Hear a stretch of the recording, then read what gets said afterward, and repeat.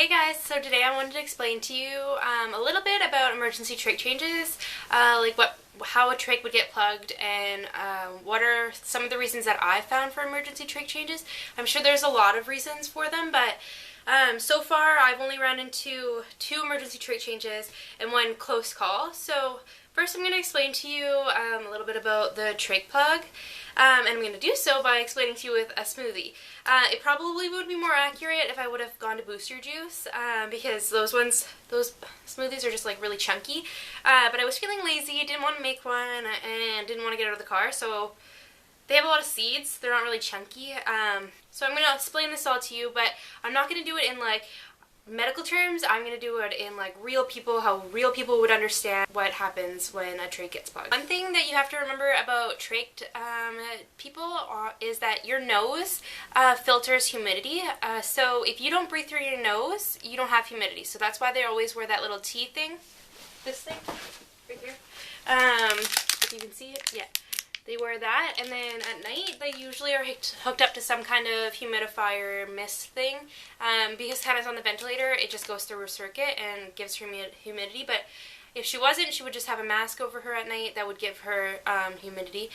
So because she doesn't have that all the time, like what we would cough up is a lot thicker, so if she doesn't wear this, or if she, I don't know, the temperature changes, not temperature, the weather changes, and it's less humid out, then it's less humid in her lungs, so then her secretions would be thicker, and if her secretions are thicker, they get stuck in the trach tube more.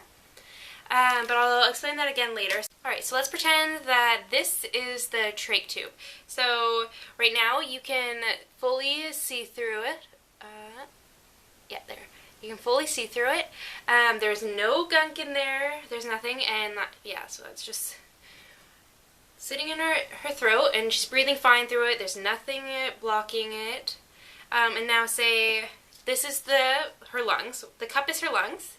The secretions are the smoothie. So when, obviously, her trach doesn't sit in the secretions all the time, but say she was breathing and she was coughing up secretions,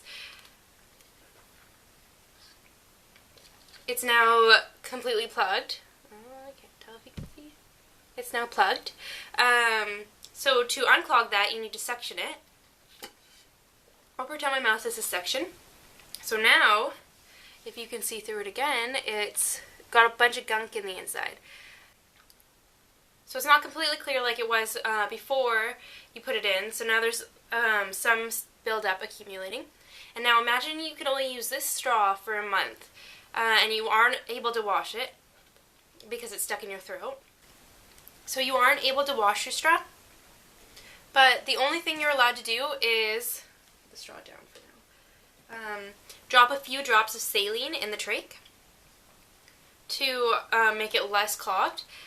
You're allowed to drop a few drops down just to loosen up what's in the straw. So right now this is loose because it's a fresh smoothie, but you left this on your counter for a couple days, so all of the smoothie had dried in the inside. And because a trach, you can't put water in a trach while it's in, because the water would just go directly into the lungs. So instead we just do 2 or 3 drops of this and then suction instantly. So it's just enough so that it goes into the trach, and then you suction it so the water doesn't fall into the lungs, and then the secretions in the trach should loosen so that you can suction it out.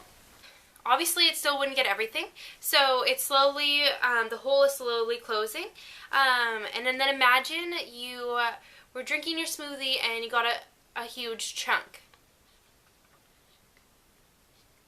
You get a chunk and you have to sip really hard, just so that the chunk will, from this end of the straw, go all the way out and into your mouth, or you can't continue drinking.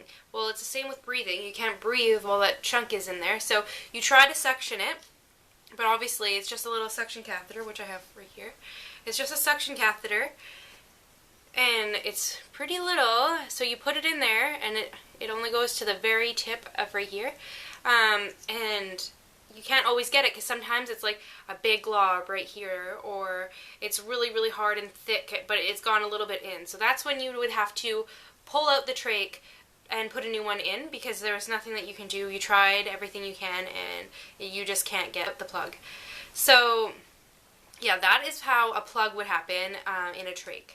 So the other ways that you would have to do an emergency trach change, the first time Hannah had to do an emergency trach change, it was because, okay, say I have a stoma, and this was inside of the stoma, like how it's supposed to be, so yeah, it's inside the stoma, and then she was crawling, and then somehow it got knocked out, like the trach ties were a little bit too loose or something. Anyways, it ended up coming out. The trach ties were still attached, but now it's sitting there like this. So the stoma is behind it with nothing in it, and this is just sitting there. So you accidentally bump it out, so then you have to rip off the trach ties, put a new one in. And then the other time, she had actually undone the trach ties, but I think it's because she had a plug, because when I looked in the trach, I couldn't see through it. You couldn't see it through it even a little bit, like not even a pinhole. So I feel like she knew she had a plug, so then she took it off, so she could breathe, because she can breathe. You can breathe through the stoma. You can't breathe through a trach with a plug. The other close call that we had was the posies. I love posies. Some people are really against them. I love them. I like that Hannah could take off her trach tie if there was a plug, and she's smart enough. She knows she can't breathe. I love that. I love that you don't have to cut it off, because the first time when it was just sitting right here, I would have had to, while it was over top of her stoma, taken scissors, I'm shaking at this time, taken scissors and cut it, which you could easily cut the neck. So I loved posies because of that reason. I've never had her take off her trach tie for any other reason. I feel like that time was a valid reason. But this one was a manufacturer default. The reason that the hospitals also don't like it is because it is just Velcro, so they think that it easily comes off. Never in the year and a bit that she's been home has it ever accidentally fallen off. Right here, it's sewn. This part somehow got ripped off, so the Velcro was still attached to here, and then this piece was just dangling, so it would be like right here, but it was just dangling. I could see it, and I was like, oh my god, what is that? And then just grabbed onto her and changed the posy so I didn't have to change the trach. But I don't really know if there would be another reason that you would have to change the trach. Maybe if a kid had put something in the trach. You always want to change the trach if they're having breathing problems and you just can't figure out why.